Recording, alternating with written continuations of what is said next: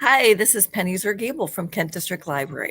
Tonight is time for What We're Learning, and I'm very pleased to have Chris Smith, co-director of DisArt, with me tonight to talk about his project, My Dearest Friends. I met Chris doing What We're Reading, and I just fell in love with his organization and his project, so I'm so happy that he's here tonight to explain and tell us all about it. I'm going to bring him on board. Hi, Chris. Hello, Penny. How are you? Good to see you. I'm great. It's great to see you as always. Thank you so much for having me tonight. This was really fun. Really I'm good. going to hand you over the screen, and I want you to tell us all about your project. Awesome. Well, it's really great to be with everybody tonight, and really, really happy to be able to tell you about our program, My Dearest Friends Project. I'm flying solo tonight. I'm usually with my co-director, colleague, and friend Jill Vinn, and also the artist Oaklee Thiele, who you'll learn a lot more about in the next couple of minutes here. But they unfortunately could not be with us today, so I am here and excited to tell you about what we're doing. I'll start by saying just a little bit about DisArt. So DisArt is a Grand Rapids-based organization that pushes disability culture forward. And what that means is that we believe that there is a cultural identity attached to being disabled. And so what we're trying to do with our work is create art events and other engagements in which disabled people are understood as a flourishing and necessary element of our communities. And some of you perhaps have seen some of our exhibitions, or you've come to our events, and I thank you for that. But we are a production company primarily, but we also do consulting work as well. Over the last several years, we have been approached by several organizations, both profit and nonprofit, who want to do better in terms of disability, especially in terms of disability and diversity. And so we are really having a lot of impactful engagements over the last couple of years with DisArt. But tonight I'm here to talk to you about the My Dearest Friends Project, a COVID-19 collaboration centering disability, created by us, DisArt, and Oaklee Thiele. Oaklee Thiele is a contemporary artist with disabilities who is currently living in New York, going to school there, and she is, well, I'm a little bit biased, but I do think that Oaklee Thiele is going to be a very, very, very important artist in the years to come, and she already is. We got together with Oaklee, and this is a picture of Oaklee, myself, and Jill, and Oakley's service dog, Coco. And the style that you're seeing here is Oakley's style for the My Dearest Friends Project. And so you'll begin to see more of a recognizable pattern here in these pictures. I just want to point out that I would encourage you to visit mydearestfriendsproject.org, which is our website, and you'll see a lot more things about the project as well there. In March of 2020, as you guys know, the world stopped and became a very different place. And Oaklee had written this poem, and I'm going to read it because I think it's really important to hear it. My dearest friends, we mustn't let this be forgotten. The time the world gained perspective on a small portion of our struggles. We must make sure that this moment goes down in history so that we can build a better world, a more accessible world, a world for everyone, a world for us. And she signed it Oaklee.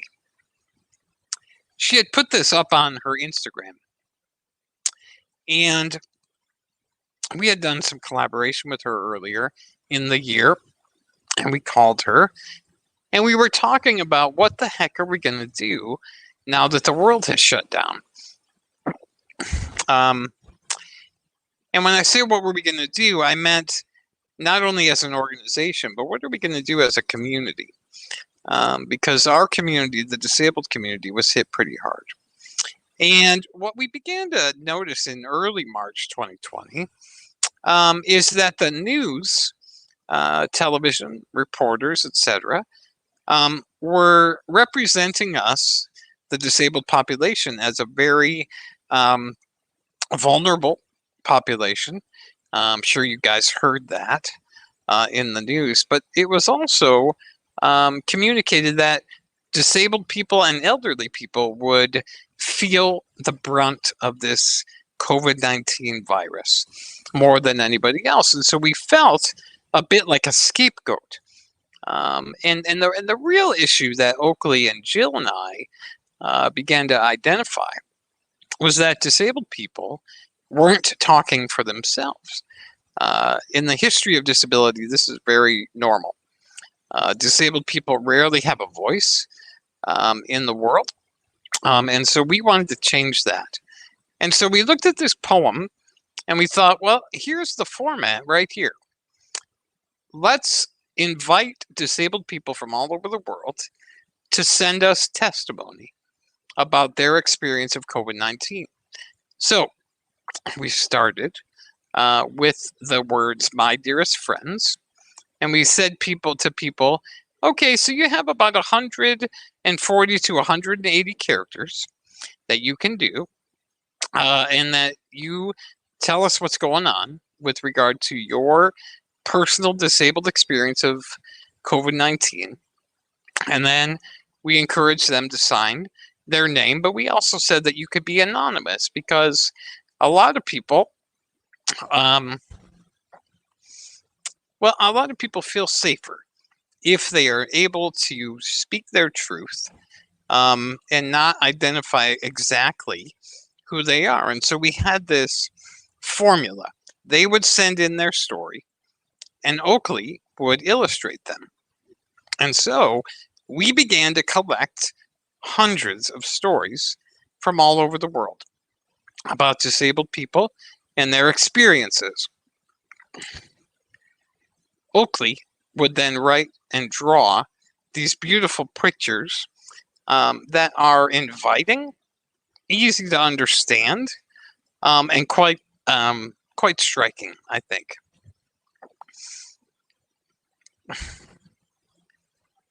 And so I'm sharing with you on the screen here a couple of our very, very early entries.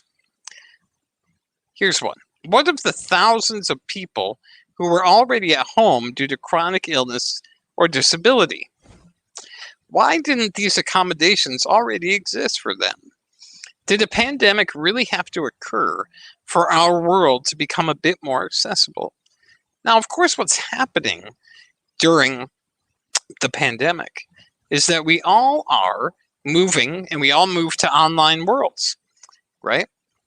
Zoom calls became the regular thing. And what we began to find as a community is that disabled people were actually, some of us, were able to flourish during the COVID-19 pandemic because we no longer had to travel to be with people. And so we were experiencing a level of accessibility that we never had before. And so we were really excited about that, some of us. But there was also fear. I'm actually a little afraid of a shock to the system upon returning to the cacophonous world when life starts up again. And that was signed Trish. And so the other thing that we saw is that people with neurodiversity and people with autism were really beginning to experience life differently because the world quieted down. Okay, so we began to learn these little stories that were not being told. Here's some more that were maybe a little bit more harsh. This was the price of a haircut before the pandemic, $30. This is the price of a haircut during the pandemic, the life of a chronically ill individual. My dearest friends, while you are all making banana bread, we are riding our wheels. Signed, Seneca. So again, the messages that we were getting, the stories that we were told, and the stories that Oakley so beautifully illustrated, we're beginning to tell a different story. Our story, the disabled story of this condition, of this pandemic. And so Oakley's studio began to grow. And this is early on in the project, but you can see that there are really hundreds of art pieces here, hundreds of stories. This is a picture of Oakley here on the right with her Coco, with her service dog Coco, and again, Oakley's Oakley's understanding of imagery and disability itself as a disabled artist really comes through in the work that she's been able to do for this project. We also were very interested in thinking about and looking at multiple experiences of disability. As some of you may know, disability is not, disability does not discriminate. And thus, the identity of disability is shared with other identities, other minority identities, right? And so we have what we hope to be an intersectional understanding of disability. And so what you see here, again, is a signal to that. My dearest friends, it's a dangerous thing to be Black, to be gay, to be female, to be disabled in this country. And yet, against all odds, here I am living and breathing, scared out of my mind, but living nonetheless. I think the project has done a really wonderful job of giving folks a platform to talk with honesty about their experiences, not only of the pandemic, but their experiences as disabled people. My dearest friends, I miss you every passing day. Every passing day it seems more hopeful that I will not have to miss you for much longer. Morgan. My dearest friends, I haven't left my 400 square foot room. Oops. Pardon me.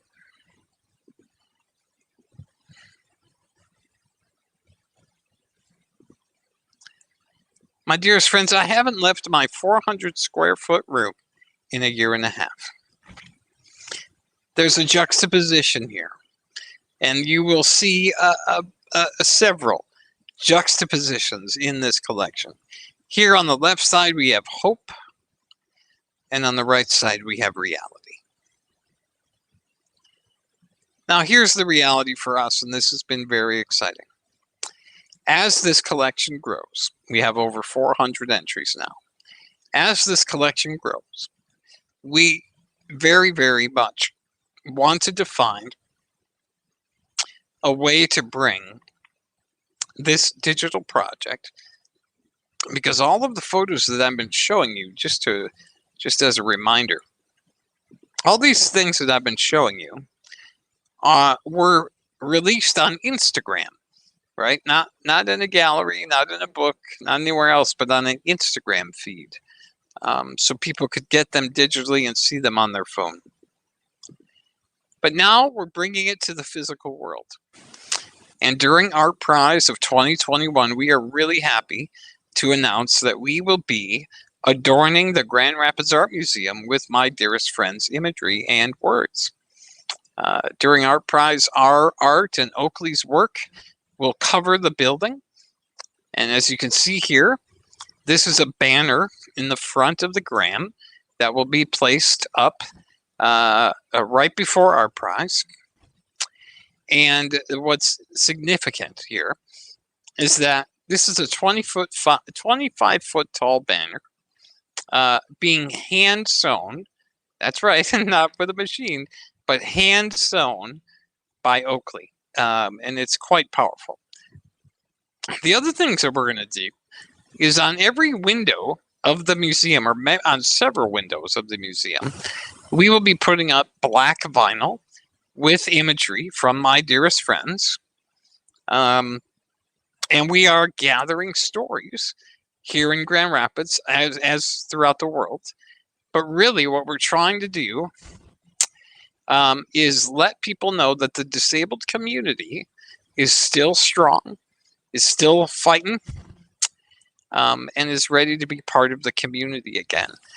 And it's really significant that we move from a digital project into a almost larger than life project, right? Disability will become immediately present with this exhibition, and we are thrilled to do that. Now, I wanted to show you a couple pictures here of Oaklee working on the 25-foot banner. I love this photo so much. There's so much joy here and so much pride in what she's doing and in the disability imagery that we're presenting. Here are several of the windows that will be covered during Art Prize so people can see them. There's a guy here in a wheelchair that looks a lot like me. Careful. Actually, that is me. I did some work for this and wrote some stuff. But by doing this, we are really bringing disability into the public square in Grand Rapids. Here's another picture or a mock-up of what people will be able to see.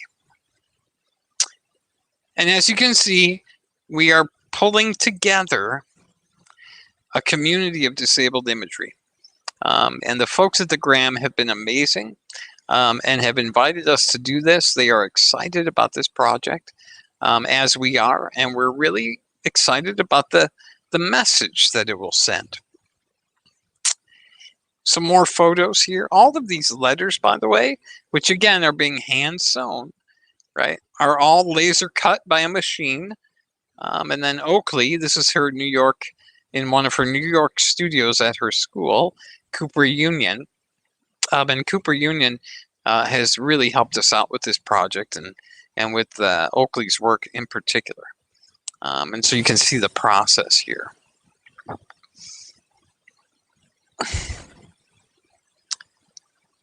The project itself is not only about My Dearest Friends Project and the exhibition of the entries, but it's also a way for disabled people, especially in Grand Rapids, during Art Prize, to claim their space in Grand Rapids, to claim their love for the city, and to be able to say that we are here and we want to be here as part of this community.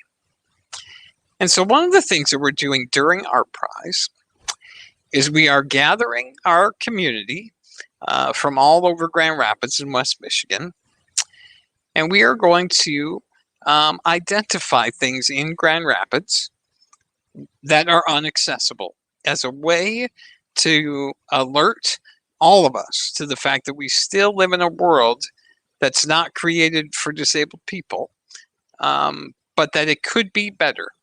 And so we've created these stickers that say My Dearest Friends Project. Well, that's not accessible.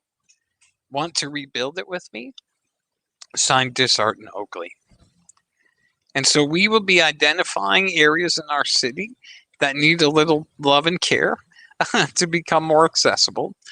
And then we will have a collection of these at the end of the exhibition. We will have a collection of these identifications of things that aren't accessible, and we'll be able to give that to City Hall and say, here's some things that we can work on together. So again, it's turned into a platform for change. It's a platform for truth-telling, and a safe place for disabled people to tell their stories. But it's also becoming a platform for cities to be thinking about what is accessible in their world and what's not. And so we are imagining that this exhibition will visit other cities, and that we will be able to offer that platform of change to other communities as well. Part of what we're going to be doing during this claiming and rebuilding time is that we are going to have community activations and gatherings and conversations about identifying inaccessibility. And so we will have a claim and rebuild rally. And again, I encourage you to go to the mydearestfriendsproject.org website, and our schedule of events is on there. I should say that we are looking for disabled people to participate, but we're also looking for volunteers, disabled or non-disabled, whoever, who might be able to help us with this project. And so if you're interested, please reach out, let us know. And you can do that at the DisArtNow website, or also at the My Dearest Friends Project website. At that website, you'll see that we are selling products that are raising money for the Dearest Friends Project to help us keep it going. Again, this artwork is so beautiful, and I would encourage you all to check that out. This is all of our contact information, but we would love to hear from you about this project. So thank you for listening. I think, Penny, what we'll do is maybe get back to you and me, and let's see if you have any questions for me to talk about. I was so touched, Chris. I'm still not over the line that you said while you were all baking banana bread. Yeah. We were writing our wills. Yeah. That just hit me so hard, and I'm still not over that. Here's the thing, Penny. There's truth telling, right? There's truth telling here. This is not, though, a waving our finger project, right? While you people were doing that, that's not what we're doing. But what we are doing is trying to share a bit of our perspective, right? Try to share a tad bit of our story, so that folks understand the implications of our lives.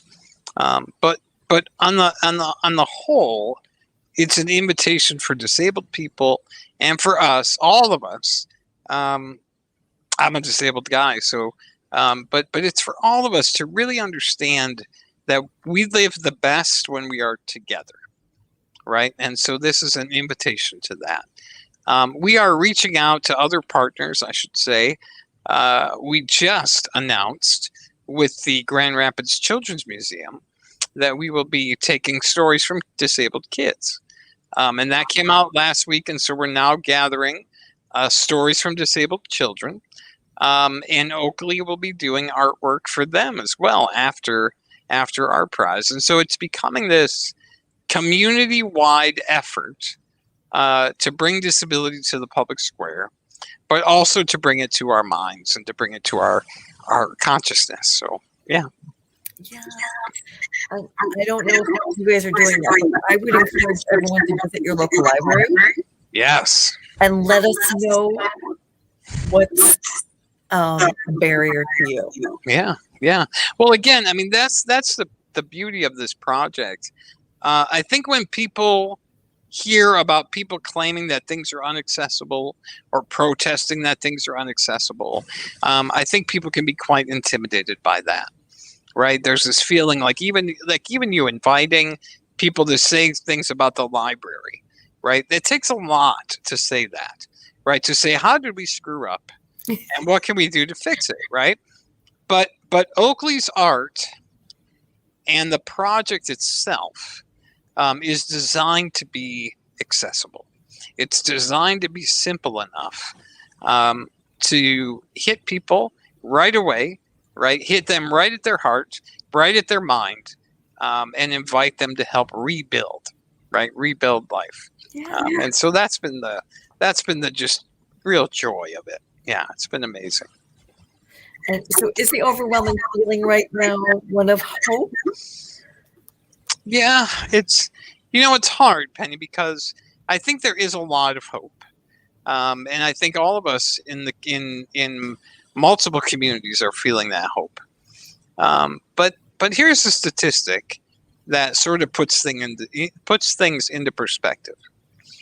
1% of the U.S. population lives in what we call congregated living, right? So nursing homes, institutions, group homes, etc. 40% of the people that died from COVID were in that 1%, right? So when you think about the magnitude of this pandemic on my community, it's quite shocking, and we will feel that as a culture for years to come. Because we've lost so many of our folks.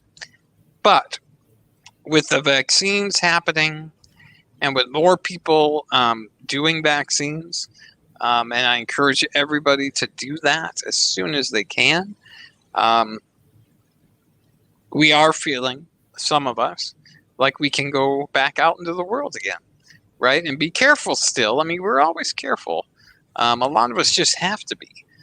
Because of our lives, but there is hope, and I dare say that some of that hope comes from being able to have projects like this, where we are able to communicate that hope with an understanding that our hope is complicated, right? It's not a sort of, wow, we're back, everything's great. Right. It's more like, well, all right, we're taking a step. Right, we're taking one step, and that's going to help.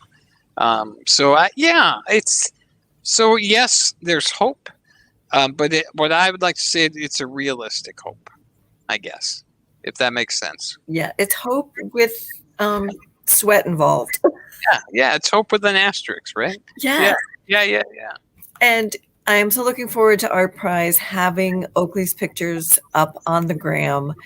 I like seeing them on Instagram, and they look so gorgeous, but I think it's going to be so much more moving for me to see what she hand sewed these panels on the gram. I can't wait to see that. That's so exciting. It's going to be great, and we're going to have big events for people to come out.